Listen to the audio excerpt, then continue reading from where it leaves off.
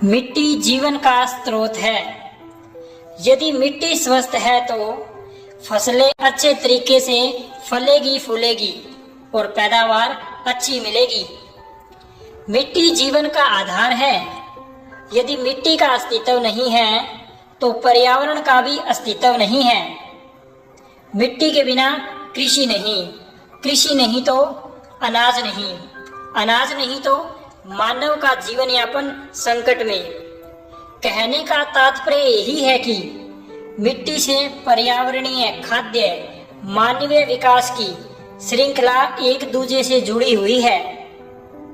मिट्टी में अत्यधिक रसायनों के उपयोग से मिट्टी की उर्वरता कम हो गई है।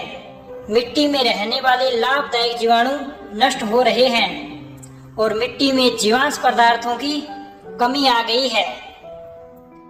पहले के मुकाबले किसान खेतों में अधिक रासायनिक खाद उपयोग कर रहे हैं, फिर भी पैदावार घटती जा रही है।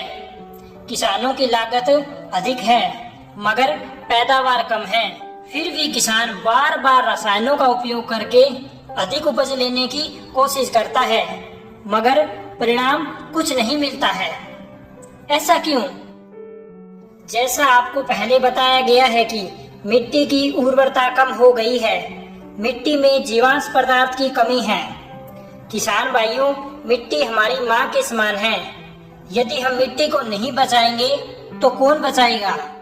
यदि हमने मिट्टी को बचा लिया और उसको फसलों के अनुरूप बना दिया तो हमारी लागत बहुत कम हो जाएगी और पैदावार अधिक होगी। इसके लिए हमें कुछ उपाय करने होंगे। सबसे पहले मिट्टी की जांच करवाएं।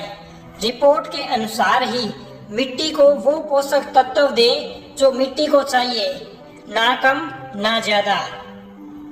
फसल चक्कर अपनाएं। जैसे कि यदि आप इस साल गेहूं ले रहे हैं तो अगले साल चना या सरसों की बुआई करें, फिर अगले साल गेहूं की बुआई करें।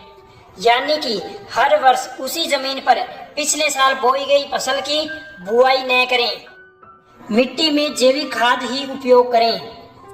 यदि गोबर की खाद उपयोग कर रहे हो तो बिल्कुल सड़ी हुई गोबर की खाद उपयोग करें, क्योंकि कच्ची गोबर की खाद में खरपतवार के बीज और रोग पैदा होने का खतरा रहता है। जैविक खाद का चयन करते समय यह ध्यान रखें कि उसमें जीवांश पदार्थ अधिक हो और जैविक कार्बन की मात्रा ज्यादा हो, क्योंकि मिट्टी को जैविक कार्बन की आवश्यकता है।